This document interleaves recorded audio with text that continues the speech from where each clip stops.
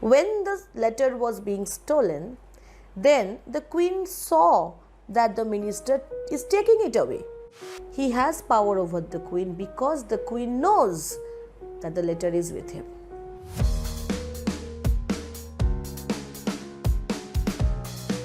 Hello and welcome back to Nibblepop. Today we are going to look at a short story for which we have got multiple requests. It is called The Purloined Letter by Edgar Allan Poe.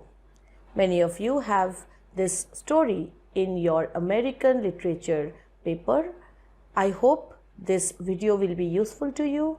We will look at the text and then we will talk about different issues that we face when we read this text. We have already made videos on other stories from this paper. One is The Ambitious Guest and the other one is Dry September. So I hope you will also find those videos useful. Just as I say always, don't skip any part of this video because we are going to look at this text in a very minute way. This is Monami Mukherjee. Welcome once again.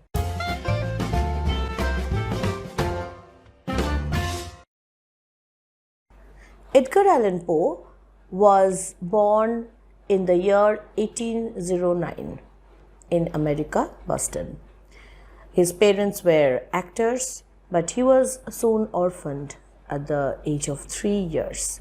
A rich and generous man adopted him and sent him to England for education. Growing up, he became a journalist and an editor. He also wrote a number of poems. However, his fame rests on the short stories that he wrote, especially belonging to the genre of the Gothic fiction. Now, looking at the timeline of Poe, you can well understand that while he was growing up in England, he was heavily under the influence of the Romantics. It was the Romantic period in England then. Obviously, that had an effect on him, as we also saw in case of Hawthorne. However, Romanticism has different ways of manifesting itself. It is not always poems on rivers and lakes that you end up writing if you are a romantic. Romanticism means you have a certain faith in idealism and you have certain fascination for the occult, for the mysterious. So this aspect of Romanticism was more prominent in case of Poe, who ended up writing an altogether new kind of literature or a new kind of literary product, which now we see as Gothic narratives. Short story was not a very well-formed genre by the time Poe was writing. Therefore, he was very instrumental in bringing this genre of short stories in vogue in America. Along with Gothic stories, which focus on elements of horror, mystery, we have a different kind of writing which he also started. And this kind of writing was the genre of the detective fiction. Here in this story, we will see how Poe is establishing various aspects or characteristics of that genre. Actually, it was a part of a 3-story series, you can say. It started with the story called Murders at Rue Morgue, and then the second installment was The Mystery of Mary Roget. This story, The Purloined Letter, happens to be the 3rd story of the series, and by the time this story was published, his detective Dupin, his character was already established in the minds of the readers. This story was published in around 1845. It was in 1849 that Poe died. What is the story of The Purloined Letter? The story is very simple. A letter is taken away in a cunning way from a royal personage, a woman belonging to royalty. While she was reading the letter, a very important royal personality enters, who is of course intimately related to this woman, maybe her husband. We are not given any details about that, any definite details. So she is reading this letter, this another person enters, and then comes the third person, a minister. Upon entering the room, the minister realizes that this woman had hastily put away the letter, but she could not hide it in any drawer or any cabinet. So she had to keep it in the open, but she did not want the second person to see what was in the letter. Maybe something that would cause a lot of scandal. Maybe she was having an affair with somebody. We're not given any details about that. But that letter was lying there. So this third person, this minister, he gets in there. He starts talking business with them. And after some time, he takes out another letter, pretends to read it. And then in the course of 15 minutes or so, he manages to switch the letters. The letter that was in his hand, he kept it there. And this woman of royalty, she could see everything, but she couldn't tell anything. She couldn't point out the fact, because then the second person would be curious as to what the letter was about, and she did not want the second person to know anything about the letter. All right. So this is a complex situation where she had no say when the minister took away that letter. So the letter was purloined, you can say in a way stolen, although it's like stealing right in front of the owner, without the owner being able to do anything about it. So this letter was taken away, and now this queen or this woman of royal stature, she wants to get that letter back without any publicity. So she approaches the police department, who do their best to search the premises, the hotel room where this minister was staying, but they find nothing. So they just have this conversation, this police person, he has this conversation with the detective, Dupin, who manages to get hold of the letter. So this is the basic storyline, you can say the plot of the story. And how does he manage to get the letter? He manages to get the letter because he has a theory about how the mind of the criminal works. A theory which is not based on mathematical calculations and search procedures of the police department, but he has a unique way of guessing what could be going on in the mind of the criminal. So this story is about, number one, how a detective like Dupin is different from the common police investigators, and how his intellect is on a higher plane. And number two, the story is also about how human psychology works and how a person of greater intellect manages to crack the games that people play. So we will go through the important parts of this story. I say important parts, but that doesn't mean that you don't have to read the rest of the story. I want you to read each and every word of this story. I'll just skip portions to make this video manageably long, so that you can get the basic idea of what goes on in the story. So we will begin with the text. This story is set in Paris. This we get to know from the very first paragraph. And before the story begins, we have a quotation. Poe says that this quotation is from Seneca, but researchers have not found any such exact quote in Seneca. The quotation means, it reads like nil sapiente audacious acumine nimio. I'm definitely sure I pronounced horribly wrong, but the meaning is nothing is more detestable to wisdom than too much subtlety. You know, when a person is wise, at one point that person starts to think very high of himself and has a great faith in or confidence in himself, to to the point that it disregards the wisdom of other people. So that point is disgusting, because you end up being a fool. This story will tell us how this overconfidence, or rather say this disregard of the other person's wisdom leads to failure of a wise man to be successful. Okay. Now the story begins. At Paris, just after dark, one gusty evening in the autumn of 18 dash, we are not given the exact date. Note these points. We are not given the exact year. I was enjoying the twofold luxury of meditation at a meerschaum. I, who is I? I is a narrator of the story. Whenever you have any I in the story, the pronoun I, it means that there is a narrator. This is not Edgar Allan Poe. Narrator is different from writer. Okay, so narrator, it remains nameless. Narrator is telling you the story as if he is present as a character in the story.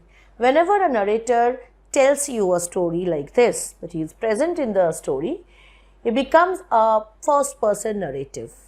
Okay, and as we will see through the course of this story, this narrator is aware of certain things, he knows certain things, he can see certain things, and he doesn't know certain things. So he's more like our eyes. He represents the readers in a way, and his perspective is limited. He doesn't know everything. He is not omniscient. So usually first person is never an omniscient narrator. You have omniscient narrator when you have third person narrators. Third person narrators are there when you see the author directly talking about the characters without any I in the storyline. Okay, when the narrator is not present as a character, so seeing from top like God. So he's omniscient. He knows what's going on in the mind of all the characters. Okay, but here we see only the things which one human being can see. So this is first person limited narrative or point of view. Is this narrator reliable? He appears to be a sane, a logical, sensible person of average intellect who corresponds to our level of intellect. So yes, we can call him a stable narrator, a reliable narrator. All right. So he is sitting in a room in Paris in company with my friend C. Auguste Dupin. The pronunciation is Dupin, although spelling is Dupin. It's absolutely okay if you say Dupin, so long as you get the spelling correct. So he's sitting in a room in Paris with this character Dupin, and they are enjoying a meditative silence. They are not speaking much, and they are enjoying smoking. Okay, on this meerschaum is a kind of pipe. It's a premium variety of pipe. And this gives a picture of luxury, of an upper middle class lifestyle, you can say, where they don't have to rush around a lot. So they can afford to spend these kinds of evenings in company of each other. Probably they are roommates or flatmates.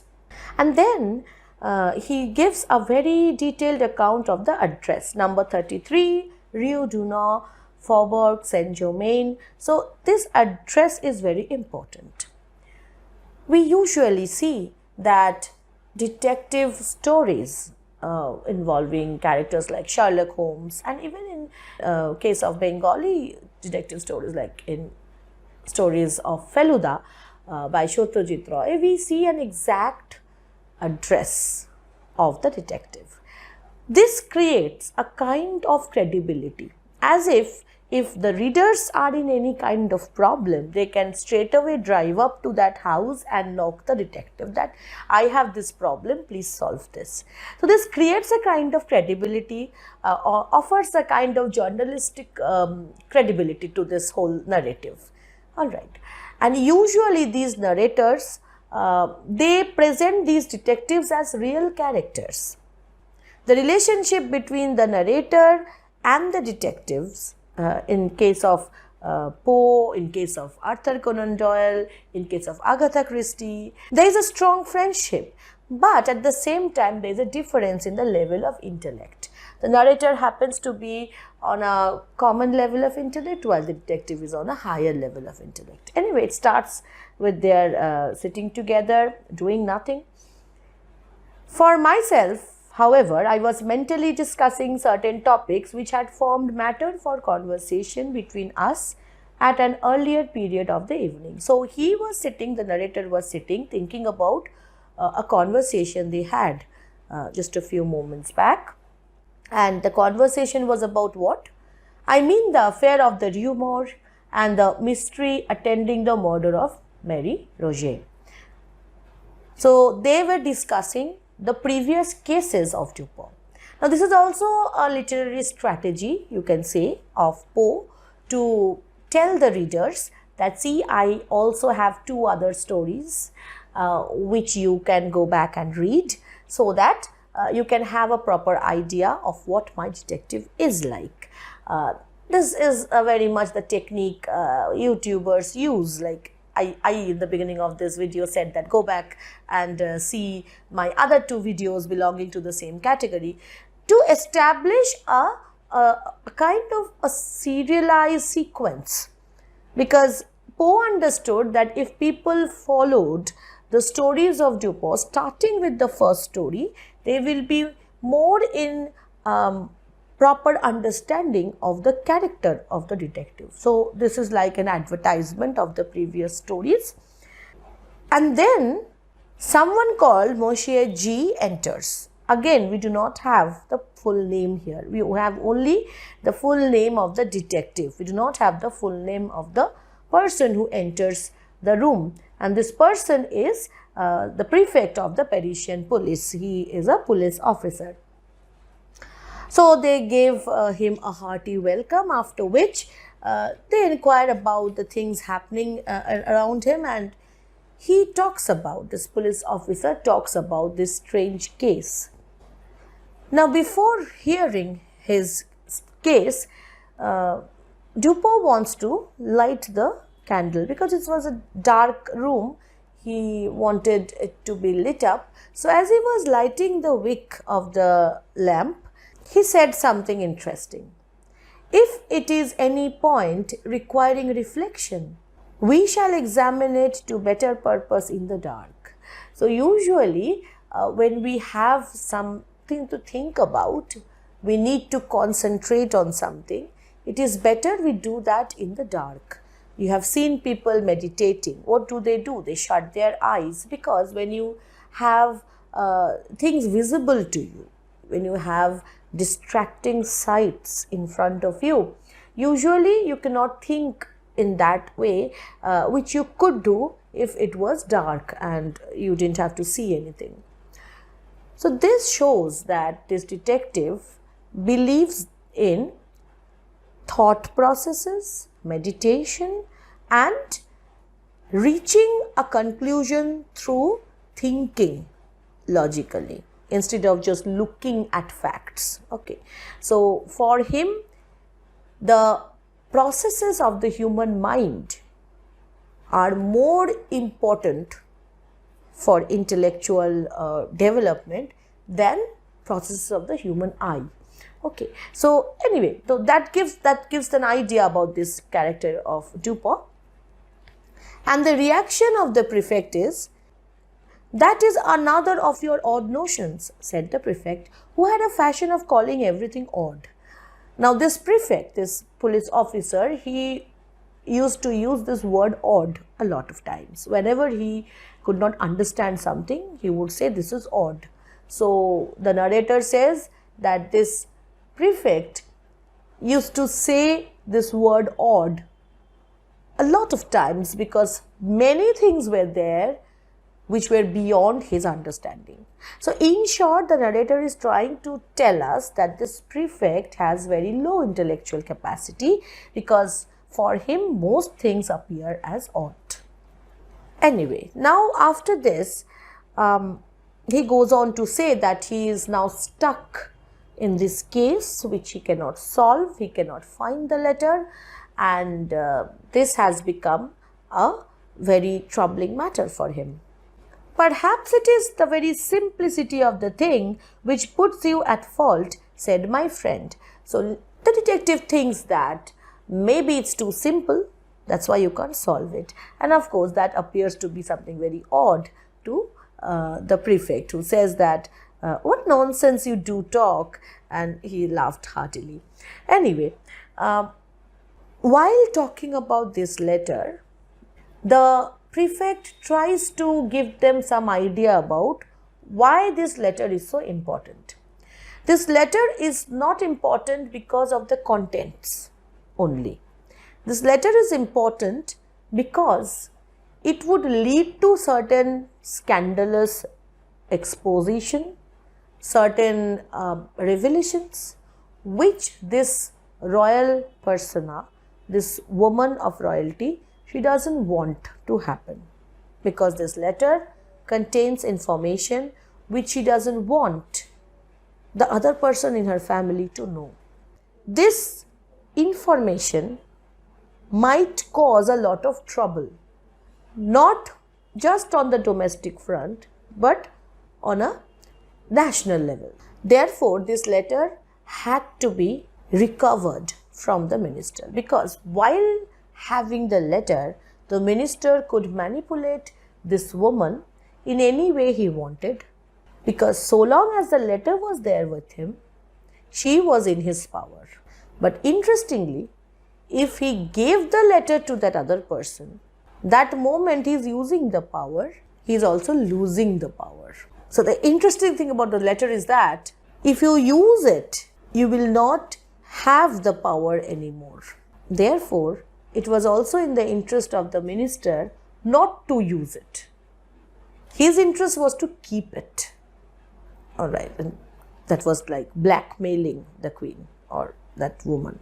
Well, I may venture so far as to say that the paper gives its holder a certain power in a certain quarter where such power is immensely valuable. So the policeman who was trying to explain to them the importance of the letter, and they want him to explain more, and he says, the disclosure of the document to a third person who shall be nameless. Now this tendency to keep everybody nameless gives this story a kind of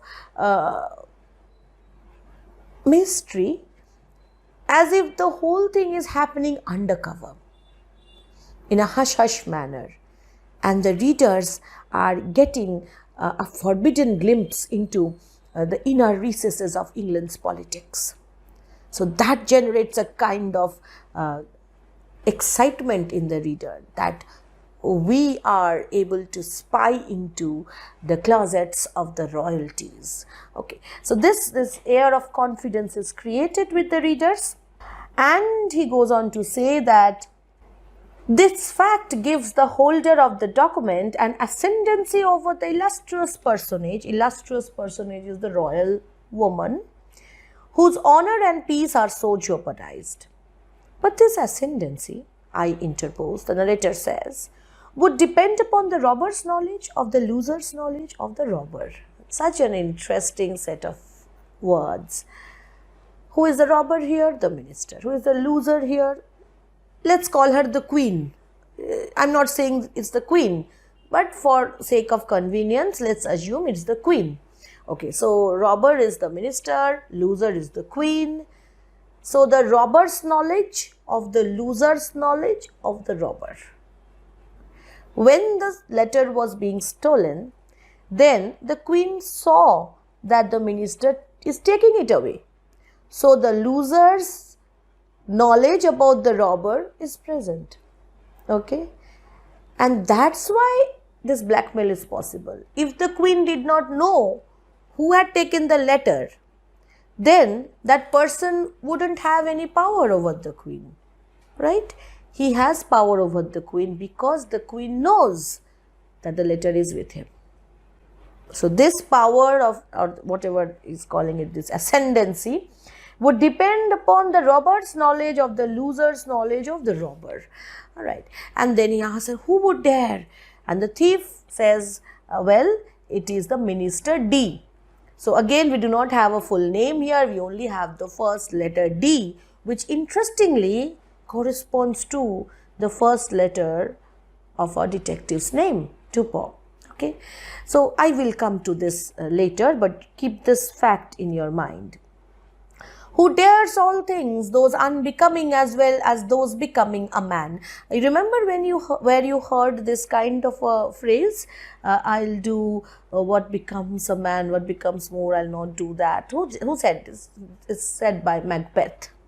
So this parallelism is very subtle, but why is this parallelism brought in? Because, well, the thing that connects this minister to a person like Macbeth is the fact that this minister is extremely ambitious. He wants to have leverage over this queen or this woman of importance in any way possible, by fraud or guile, like Satan. Okay. So he dares everything. He's a very daring person. And the method of the theft was not less ingenious than bold. The way he took away that letter by just replacing it with a duplicate or another letter, it was very, very cunning. Then we have this very interesting statement or observation. It is clear, said I, the narrator is observing, as you observe that the letter is still in possession of the minister, since it is this possession and not any employment of the letter, which means the minister has not yet shown this letter to anybody. Had he shown this letter to somebody, then things would have happened which have not happened. Therefore, it can be said that the letter is safe and sound in the minister's possession. With the employment, the power departs. This happens. You think about a situation where you are using electricity. The moment you use electricity, you also lose power, don't you? So, most of the time, power is stored as potential. The moment you convert it into kinetic energy or any kind of other usable aspect, you end up losing it too. So, the greatest power is the power of potential. What it can do and not what it already has done. Because once power does something, it's over. Therefore, the minister has not yet used the letter in any way, because that would not help him in any way. The moment he uses the letter, his grip over the queen goes away. And then the detective Dupin, he wants to know about the different ways in which the prefect had searched the room of the minister. And he goes on to talk about at length about the different ways in which they carried out the search. He says that he has been twice waylaid as if by footpads and his person rigorously searched. So they not only searched his room, they also searched him. Okay, his body when he was out and about, nothing was found. When Dupin says, you might have spared yourself this trouble, D, I presume, is not altogether a fool, and if not, must have anticipated these waylayings as a matter of course. So, of course, he is not a foolish person. So, he would know that you would search him. Why would he go about with that letter in a place where you can find it? Of course, he has hidden it in a way that you cannot find. He is not a foolish person. Not altogether a fool, said G, that is the prefect, but then he is a poet, which means that according to this policeman, whoever is a poet is a fool. Now, this idea in 1846 is because of the two kinds of ideas emerging. One idea where people were considering poets as prophets, as wise men, and the other branch of thought who considered poets as opposite to, say, scientific development or scientific minded people. And this was also a time when the moments of Victorian compromise that was starting, and therefore people like this prefect considered poets as foolish people who had nothing good to do all day, and therefore, because this minister used to write a couple of verses, he was a poet, definitely he was a foolish man, so he thought he could somehow get hold of the letter, because he is a poet, and being a poet makes him a foolish man. True, said Dupin, after a long and thoughtful whiff from his meerschaum, so he was smoking, although I have been guilty of certain doggerel myself. So our detective also wrote poems. Now I want to pause here and remind you of what I had told when we were talking about the name of the minister. I had said that there is a parallel drawn. Dupin's name starts with D, the minister's name starts with D. We have a second similarity here, where Dupin himself admits that he is also a sort of a poet, whereas the prefect says the minister also is kind of a poet. So we are having these parallels developed through the course of this story, and let's see if we have any more such parallels or not. So just make this a point in your mind. Then Dupin is given a detailed account of the search procedures. Why? The fact is, we took our time and we searched everywhere, and then he goes on saying the entire building, room by room, and he gives a detailed account of how all the books were searched meticulously, the drawers, the cabinetry, everything with use of microscopes and instruments, taking help of mathematical calculations, and it was physically impossible to have hidden any letter anywhere in that premises. So they were focusing on methods usually taken up by the police department during any kind of searches or raids. And finally, he speaks in a very dejected way that he doesn't think the letter is there in that hotel. Dupin says, I have no better advice to give you. You have, of course, an accurate description of the letter, and then he wants the prefect to give him a description of that letter. Please describe to me how that letter looks. Oh yes, and here the prefect, producing a memorandum book, proceeded to read aloud a minute account of the internal and especially of the external appearance of the missing document. Of course, he didn't have much to say about, he didn't want to say much about what is written in the letter. As we all know, it is sensitive information. So he was giving a description about the outer look, the exterior look, maybe the seal, the address on the letter, and every detail was provided. So we see that police work is based on mathematical precision, documentation, fact finding.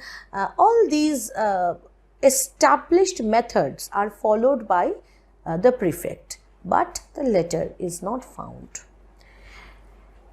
Anyway, he leaves, and in about a month later, right, he comes back. He paid us another visit and found us occupied very neatly as before. So we kind of see that what kind of life Dupin and his friend, our narrator, has.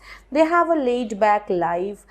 So we can say that Dupin has a steady source of income, which means that he's having a good number of cases. All right, he is a prosperous detective. After the prefect enters, they ask him this question, what of the Purloined letter? What happened to the letter? And he says that it's not yet found, and since nothing has happened yet, we can assume that the letter is not used also. It is still there with the minister. Then Dupin says, how much reward is offered if somebody finds this letter? And the prefect says, a lot of money, and out of that reward I can give a share of 50,000 francs to anybody who would help me get this letter. Dupin suddenly asks him to pay that amount. He said, write me the check. Write me a check and I'll give you the letter. The police officer, he is taken aback. He says, you can do that? And anyway, he writes that check, and the moment he hands over the check, Dupin hands over the letter. So in these within this 1 month, Dupin has managed to acquire that letter. What is interesting is the narrator knows nothing about it. The narrator who had been living with this detective, he also knows nothing about it. So the moment he sees Dupin producing the letter and offering it to the police officer, the narrator is equally surprised. So you see why I am saying that the narrator is representing the reader here. Okay, so whatever information the readers have, the narrator also has only that much information. Although the narrator is practically living with this person, this whole thing was kept a secret by Dupin till this moment. The prefect was extremely happy, but he didn't want to know more about this. He wanted to rush off with the letter. After he leaves, now we have this elaborate discussion on how Dupin managed to get the letter back. And this portion is something which will establish the genre of detective fiction for us. What have we got till now? We have got that the case is solved, but we have not seen the detective in action. We have not seen the detective do anything. So we will know about the action of the detective through the words and the discussions they have after the case is solved. This pattern is also followed by the successors like Arthur Conan Doyle, Agatha Christie. They also follow the same pattern where we have a lot of emphasis on dialogue, on elaborate description of the process in which the detective comes to a conclusion and a successful conclusion. So first thing that Dupin says is that the Parisian police, they are very efficient, but they think like the police. They do not think like the criminal. So they lack the link with or the connection with the criminal's mind, which would help them understand how a criminal acts. Alright, so he says, the Parisian police are exceedingly able in their way. They are persevering, ingenious, cunning, and thoroughly versed in the knowledge which their duties seem chiefly to demand. Thus, when G detailed to us his mode of searching the premises at the Hotel D, I felt entire confidence in his having made a satisfactory investigation. So, he was thorough in his search, no doubt. The measures adopted were not only the best of their kind, but carried out to absolute perfection. Had the letter been deposited within the range of their search, these fellows would beyond a question have found it. What does he mean by range of their search? If the criminal thought in the same way as the police thought, then they would easily find out where the letter is hidden. Because when you hide something, you follow a certain thought process. So if your thought processes match, then you usually find out the thing the other person hides. The measures then, he continued, were good in their kind and well executed. The defect lay in their being inapplicable to the case and to the man. Now, the procedure of search was same for all kinds of searches. They used to follow the same protocols. But a criminal doesn't follow any protocols. So in order to crack what is going on in the mind of a criminal, you need personalized procedures, not general procedures. Because each case is an individual case. You cannot have a universal method applying to all cases. A certain set of highly ingenious resources are, with the prefect, a sort of Procrustean bed. Now, this reference is very uncanny. Procrustes was a robber of ancient Greece, and he had this bed. He had this weird practice. He used to lay his victims on this bed, and if the victim was taller than the bed, he would chop off that extra portion, and if the victim was shorter than the bed, he would stretch to fit the victim. This is a very gory, cruel description or reference, you can say. But what Dupin means is that the process of police investigation is like that bed. So it doesn't matter if a crime is different. They will somehow try to shape that whole thing into their size of that bed or size or the pattern of their investigation. So the police is in this way, you can say, the police is not able to change their methods, adapt to the situations or adapt to the crime which they are investigating. Their procedures are all same for all crimes. And then he talks about a very interesting analogy. I knew one about 8 years of age. He's talking about a young boy whose success at guessing in the game of even and odd attracted universal admiration, who was very successful in this game of even and odds. What is even and odds game? You have a set of marbles and you hold a certain number of marbles in front of your opponent, and the opponent has to guess if you are holding odd number of marbles or even number of marbles. So if he guesses right, then you give those marbles to that person. If the guess is wrong, then that person gives those same number of marbles back to you. So this is how the game of odd and even works. The gist of this matter is, in any game of even and odd, your chances get better if you are aware of the intellectual capability of your opponent. You remember what the prefect had said. He had said that the minister is a fool because he is a poet. So from the very beginning, he is disregarding the intelligence of the opponent. Of course, he is sure to fail. So the first thing that Dupin did is that he did not consider the minister a fool. He considered the minister as a very, very shrewd man. Gave credit where credit was due. It is merely, I said, an identification of the reasoner's intellect with that of his opponent. This is what the narrator is also saying. And then Dupin says, when I wish to find out how wise or how stupid or how good or how wicked is anyone, so if you want to find out the nature of your opponent, then what you do?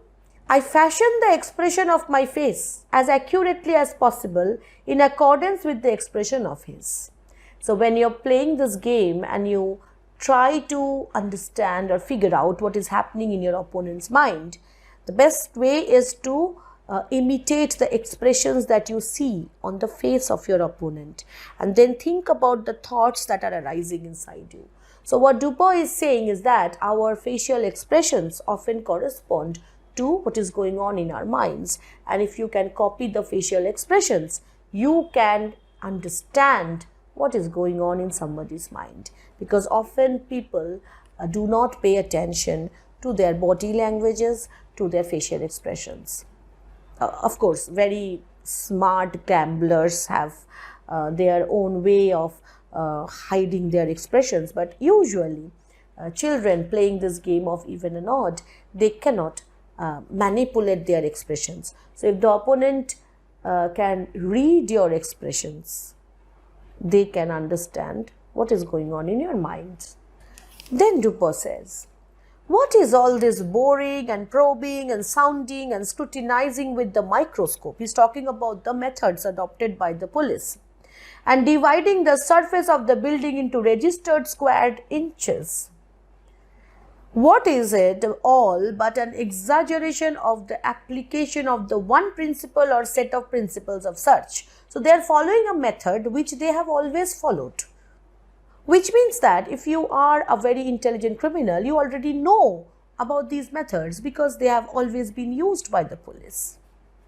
So you can anticipate, you can guess from beforehand the things that the police would do, and you can act accordingly, which are based upon the one set of notions regarding human ingenuity. So police search methods are applicable for one set of criminals, But this man is a different set altogether, with a different or higher intellectual capacity.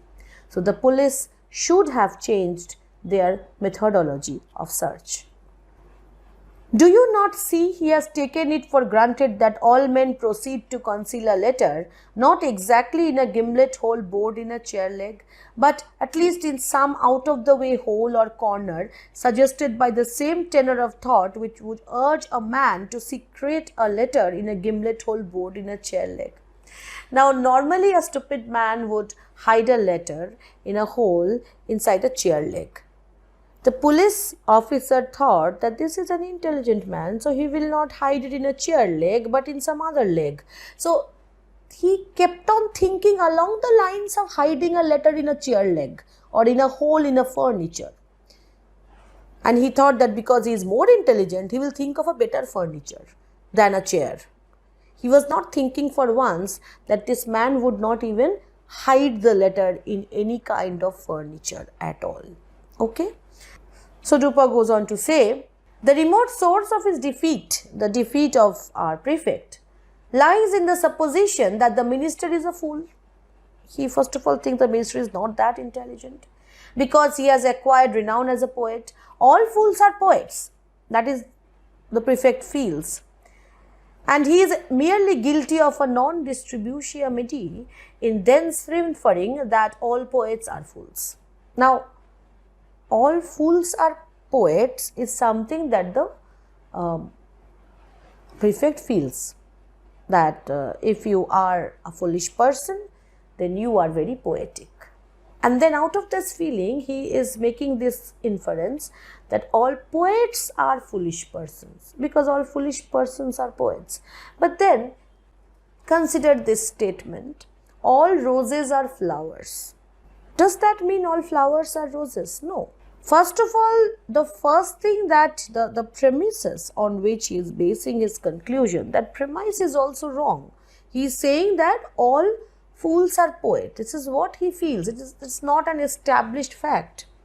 And out of that feeling, he is having this reverse feeling that therefore all poets are fools and this minister is a poet, so this minister is a fool. So blatant disregard of the opponent's intellect is a primary reason of failure in any investigation. So what emerges is that this criminal is playing a game. What game? He is aware of how the police would search. He is aware of the ways in which his room would be probed in, and he allows that to happen. He goes out every night. He keeps his servants' quarters a bit far so that the police officers can come and ransack his home. He is aware that they would not be able to locate the letter. He is so confident. What gives the criminal this confidence? That criminal knows that the intellectual level of the police officers is suppressed by their preference for mathematical calculations. And Dupin says, he is both a poet and mathematician. He is not just a poet, he is also a mathematician. He would reason well. As mere mathematicians, he could not have reasoned at all. Now Dupin is saying that this minister is not just a poet but a mathematician. But if he was only a mathematician, he would think along the lines in which the police officers were thinking, because police investigation depends on mathematical calculation. So if the criminal's hiding was also ruled by mathematical calculation, then they could solve that. Okay. This means that Dupin is somehow regarding mathematicians as people belonging to lesser intellectual capacity than poets. That is perhaps a very oblique way of validating a romantic idea that poets are the wisest people. Okay, so this is natural for a person who was growing up when Shelley and Keats were writing. And he says, the mathematical reason has long been regarded as the reason par excellence. This is the reaction of the narrator. What are you saying? A mathematician has a lot of intelligence, and you're saying that he has escaped detection because he is a poet. If he had been only a mathematician, he would have been caught. And then Dupin says that who says mathematicians are intelligent people? Like everybody, the majority? Then he says that whatever the majority people believe in are usually not true. And then he says all ideas are stupidity. All ideas that are propagated across generations, convincing many people they are stupid things. Why? Because majority of people belong to average intelligence, lower average intelligence. You have a quarrel on hand with some of the algebraists of Paris, but proceed. He goes on to say why he thinks a mathematician fails where a poet succeeds. And he says, mathematical axioms are not axioms of general truth. Axioms means rules. Mathematics tells us that whatever rules it gives out, they are universal. There are so many exceptions when you come to chemical equations, when you read chemistry, where mathematics fails. Therefore, mathematical equations, mathematical axioms, they apply to situations, specific situations under certain conditions. They are not universal truth. Another thing that mathematics ignores is the element of human interference, the idea of modality. What is true of relation of forms and quantity is often grossly false in regard to models. For example, in this latter science, it is very usually untrue that the aggregated parts are equal to the whole. In chemistry also the axiom fails. In the consideration of motive it fails. For two motives, each of a given value have not necessarily a value when united equal to the sum of their values apart. So when you come to the question of human values, motives and stuff like that, you cannot have mathematical axioms or calculations. Therefore, mathematics cannot explain everything in the universe. And so, searches which depend on mathematics, they are sure to fail when they encounter intelligence which is above average. He goes on to talk about a situation where there is this quadratic equation, say x square plus px equal to q, which is a standard format or form of equation, quadratic equation, a situation where you have two roots. He is saying that if somebody talks about, by way of experiment, if you please, that if you believe that occasions may occur where x square plus px is not altogether equal to q, and if you talk about any such situation to a mathematician, the mathematician will convince you that you are wrong. Okay, so the mathematicians are not ready to adapt themselves to any ideas which oppose their existing axioms. This is what Poe says. Of course, this is not true. Mathematicians down the ages have always adapted their theorems. They have changed their approaches, brought in, especially in case of higher mathematics. That's why we could evolve, right? Accommodate more theories. But here in 1840, this is Poe's observation that mathematicians are they have this block in their mind that we will not change. So then he comes back to this situation and says, he must have foreseen, I reflected, the secret investigations of his premises. So he was playing a game, as I was telling you, with the police. I have never given a matter a thought, I said. The narrator was, of course, I was telling you, he never thought so deeply about things. Dupin continues, there is a game of puzzles. So first he talks about the game of odd and even to tell how the opponent's intellect has to be understood if you want to solve a case. Second is, he's talking about a game in which is played upon a map. So it's a map pointing game. One party playing requires another to find a given word, the name of a town, river, state or empire, any word in short upon the motley and perplexed surface of the chart.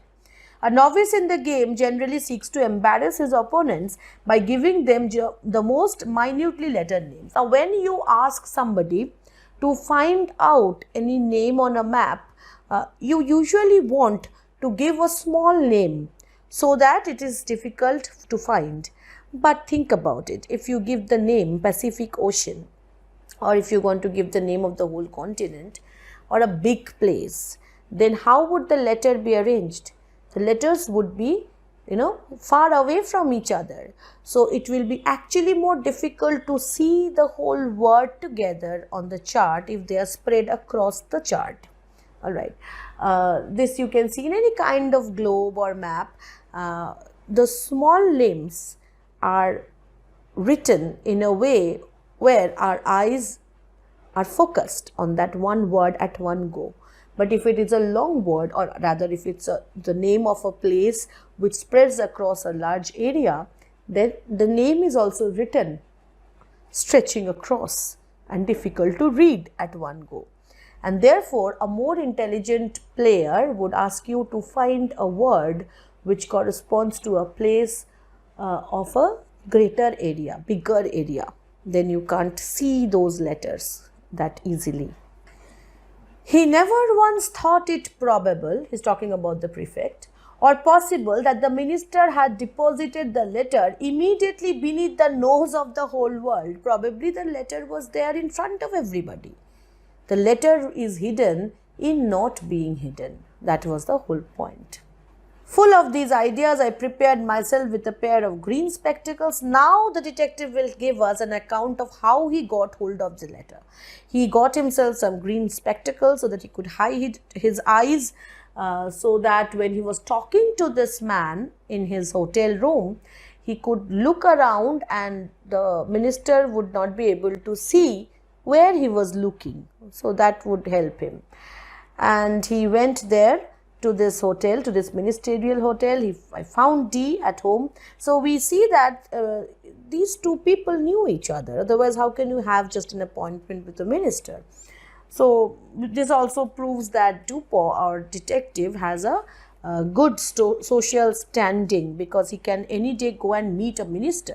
And they share a kind of friendship also, a cordiality where the minister allows such a meeting. So in the first meeting, when he was looking across the room, he saw that there was this very dirty card holder above the mantelpiece, and he describes it. At length my eyes fell upon a trumpery filigree card rack of pasteboard that hung dangling by a dirty blue ribbon from a little brass knob just beneath the middle of the mantelpiece. And inside that, he says, there was a letter in that card holder. It was crumpled and dirty, and it had a different kind of a seal, because there was a description given to Dupin by the police officer which did not match with this letter at all. Radically different from the one of which the prefect had read us so minute a description. Here the seal was large and black with the D cipher, because it was the letter addressed to the minister D.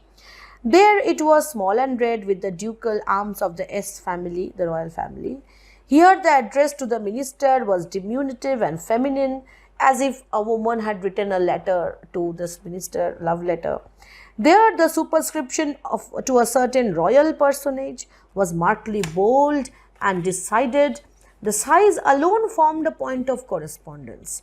But then the radicalness of these differences, like it was so different from the letter that was purloined, that this extreme level of difference created a curiosity, that as if this difference was made deliberately.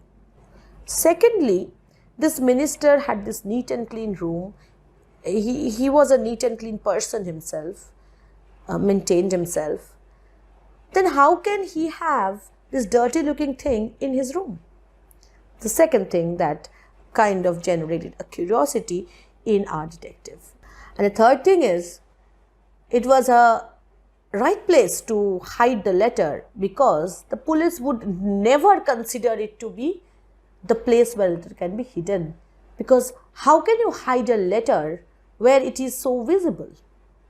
So the point is, these three things together made a conclusive impact on the mind of the detective, who comes back, goes the next day, and during his very short visit where he went to get back his snuff box, he carried with him a similar looking crumpled dirty envelope.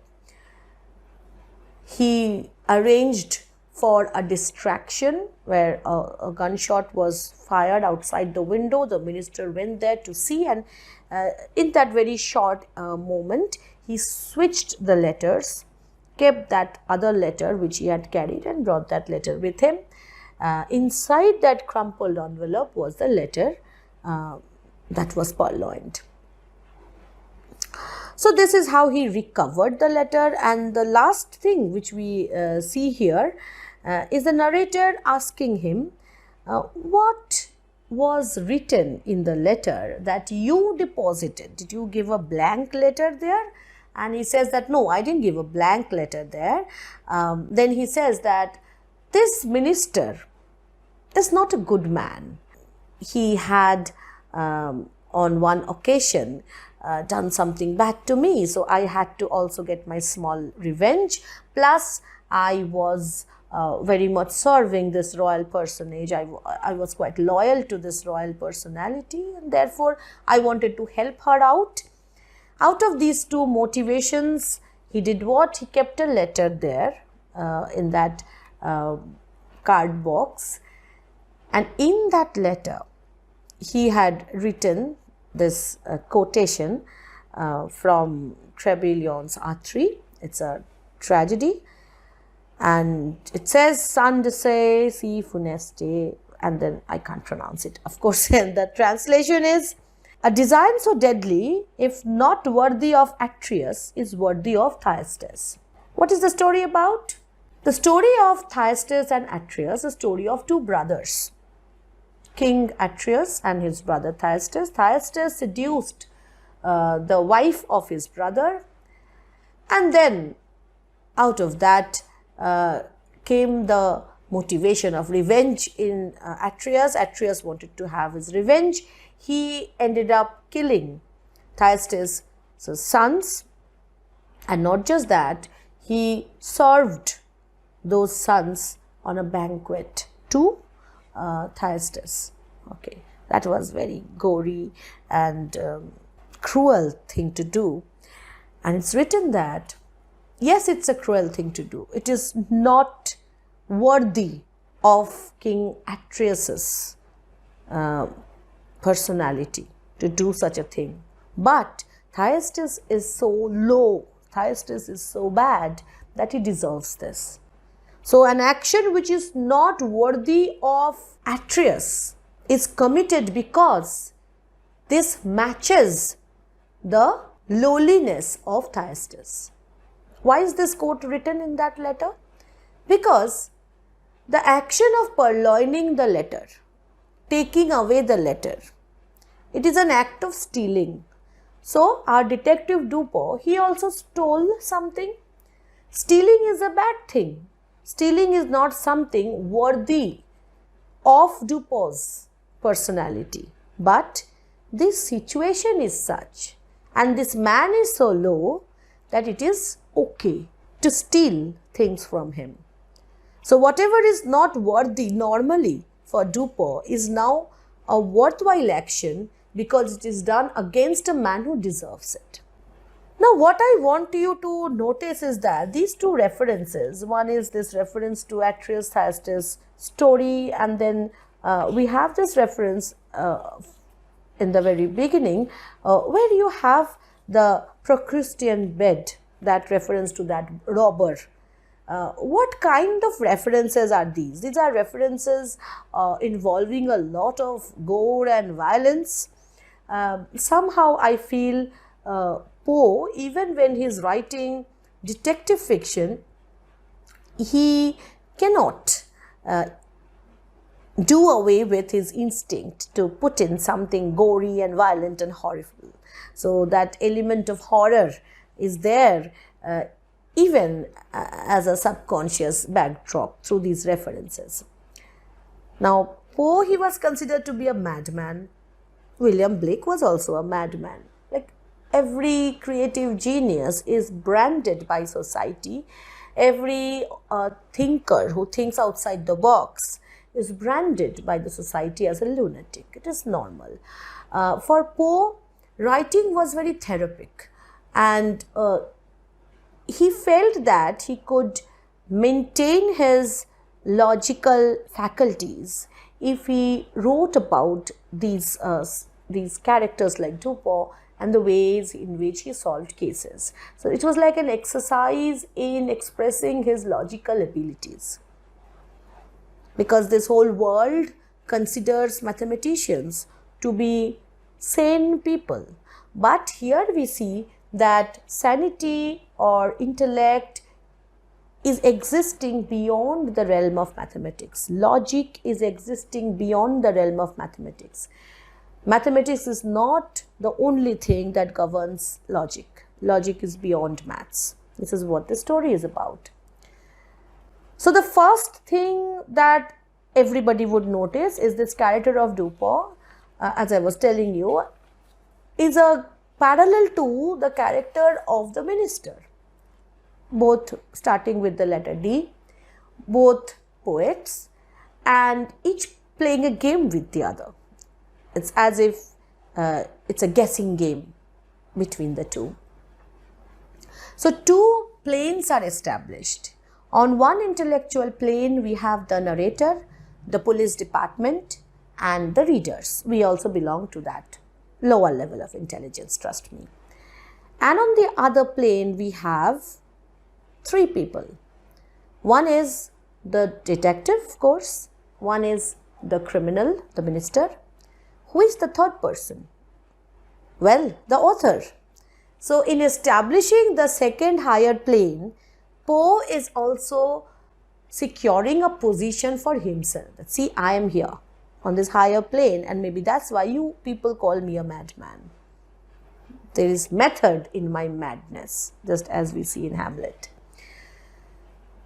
So we have this parallel, almost metaphoric brotherhood between the detective and the criminal, where understanding the mind of the criminal is possible only when you end up acting like the criminal.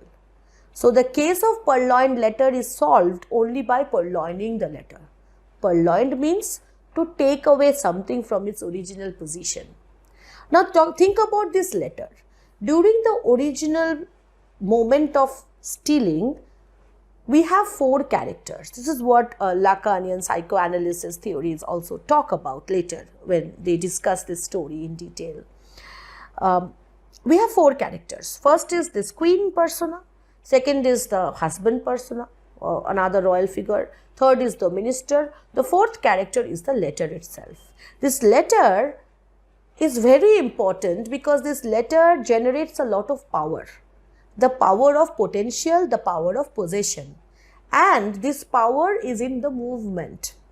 So this story is shaped like this movement of the subconscious, you can say, where you do not know what is there in your subconscious, of course, but so long as you possess it and you don't pass that on to someone else, you are in power.